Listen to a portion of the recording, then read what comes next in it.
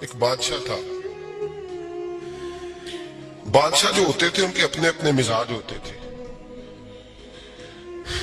اس بادشاہ نے 4 5 6 کتے رکھے ہوئے تھے اور کتے بڑے بڑے کتے تھے اور بڑے وہ خونخوار کتے تھے, چیر پھاڑ کھا جاتے تھے, شیر جتنے ان کے قد تھے. بادشاہ تھوڑا سا کسی آدمی سے ناراض ہوتا نا تو ایک بہت بڑے پنجرے کے اندر ایک بہت بڑا سلاخوں کا گھر اس نے بنایا ہوا تھا. اس میں کتے ہوتے تھے اور کتے کو جب باندھ کے رکھا جاتا ہے تو زیادہ زہریلا ہو جاتا ہے, وہ زیادہ اس کے اندر کرواہٹ آتی ہے, زیادہ کاٹتا ہے. اس نے قید کیے ہوئے تھے. کتے تو بڑے زہریلے تھے. جس آدمی سے بادشاہ تھوڑا سا ناراض ہوتا نا تو وہ کتے کے آگے اس آدمی کو ڈالتا, کتے اس کو چیر پھاڑ کے کھا جاتے. یہ سزا تھی, لوگوں کو پتا تھا.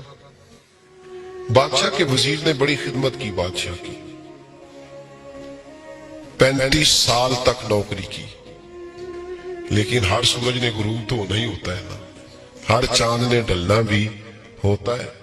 اب بوڑھا ہونے لگا, وہ جو مضبوط افسر تھا وہ کمزور ہونے لگا, ہلکی ہلکی غلطی. بادشاہ مزاج کا بادشاہ تھا پر نہیں سمجھ میں آیا. تو میں نے کہا کہ لوگ کہتے ہیں ہمیں کام پیارا ہے, چم نہیں.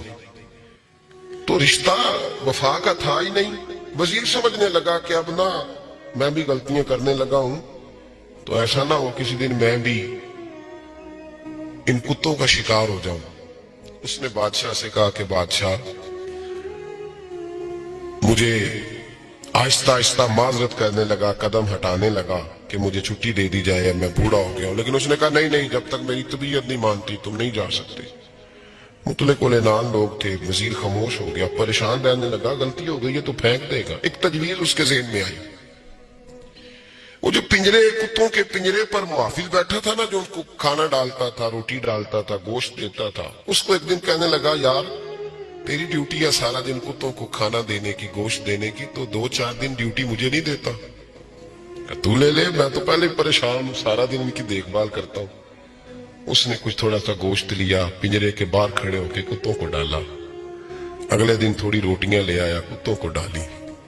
2 4 دن, ہفتہ, مہینہ, سال بھر, جتنا اس کو موقع ملا وہ دن بھر خدمت کرتا. بس وقت ایک دن آ گیا,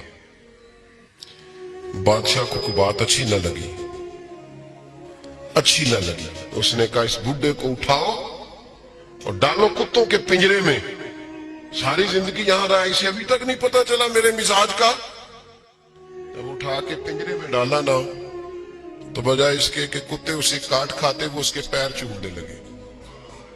وہ پیر چومنے لگے, ہاتھ چومنے لگے, چاٹنے لگے. تو بادشاہ اب سامنے کھڑا تھا نظارہ دیکھنے کو کہ چیر پھاڑ کرتے تو خوش ہوا کرتا تھا. خونخوار درندے جیسی اس کی طبیعت ہو گئی. جب دیکھو پیار کر رہے ہیں تو بادشاہ وزیر سے کہنے لگا یہ کیا ہے؟